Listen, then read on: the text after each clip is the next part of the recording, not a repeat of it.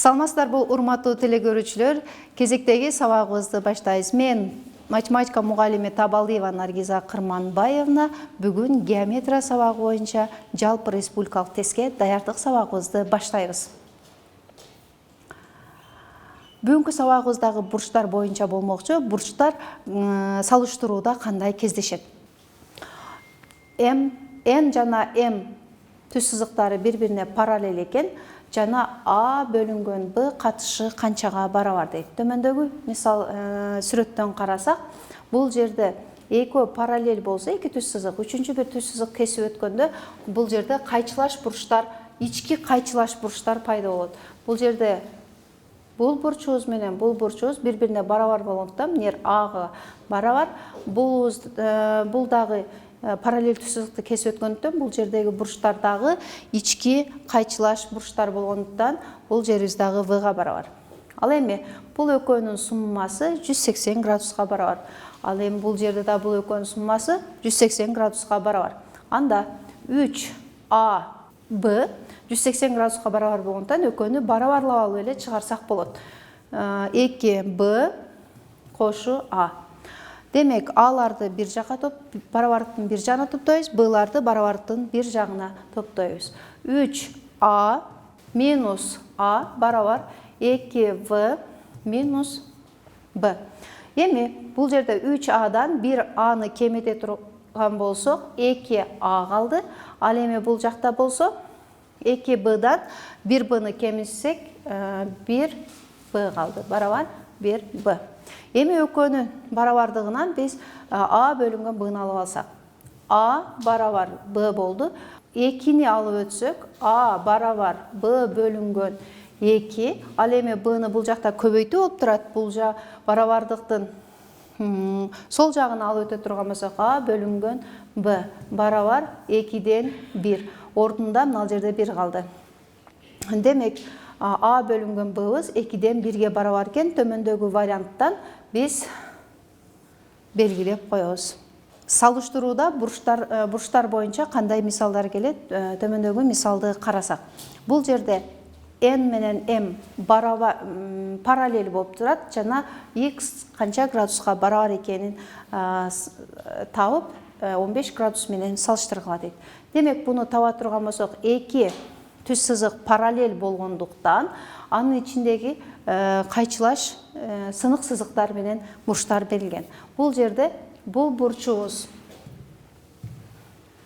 менен бул бурчубуздун суммасы бул бурчка барабар болот. Демек, биз ал үчүн мына жердеги бул бурчубуз белгилүү болуп атат. Буну таап алсак болот. Буну таап алсак, экөөнүн суммасы 180 болгондуктан 180ден 130ду кемитсек, бул жерибиз 50 градус экен. Демек, 50 градус менен X'ты суммасы X кошу 50 градус барабар 70 градуска барабар. Бул эки жердеги, бул параллель болгондуктан, мына эки жердеги бурчтун суммасы 70 градуска барар. Анда X'ты таба турган болсок, 70ден 50-нү кемитебиз. X барабар 20. Демек, X'ыбыз барабар болот экен 20 деп туруп, анан эки колонканы салыштырып коебуз. Кайсы колонкадагы чоңдук чоң болсо, жооп парагынан ошол колонканы белгилейбиз. Бул жерде А колонкасы чоң болду. Бурчтар боюнча кийинки мисалыбызды карай турган болсок, бул жерде N жана M түз сызыктары параллель жана анын ичинде сынык сызыктар аркылуу түзүлгөн бурчтар турат.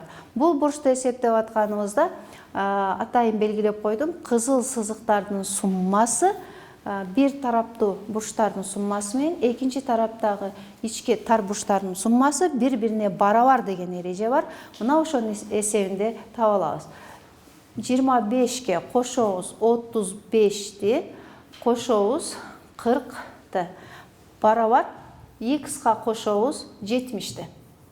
Көрсөңүздөр, бул менен бунун суммасы барабар 25, 35, 45ке барабар. Ушунун эсебинден X'ты таба алабыз. Демек, мыналардын бардыгын кошсок, 60, 100 болуп атат. 100 барабар X кошу 70. 70'ti алып өтө турган болсок, 100дөн 70'ti кемитип коебуз. Анда x барабар 30. X-ыбыз барабар 30 градус болот экен. Экөөнү салыштырып коебуз. Демек, эки колонкадагы чоңдуктар барабар болгондуктан жооп барагынан v-ны тегеректейбиз. Бурчтар боюнча дагы бир өзгөчө мисалдарыбыздын бири бул жалпы республикалык тестте кездешип калышы мүмкүн. Демек, n менен m түз сызыктары параллель болгондуктан алардын сынык сызыктары аркылуу берилген ички бир тараптуу бурчтар берилет. Булардын суммасын тап дейт. Демек, булардын суммасы менен 540 градусту салыштыр дейт. Булардын суммасын 540 градусту менен салыштыр дейт. Буну салыштырып атканда атайын бурчтар боюнча эрежебиз бар. Ошо эрежебизди колдонобуз. Демек, бир тараптуу бурчтар берилген болсо, алардын суммасы А, Б жана С жана Д кошу Э.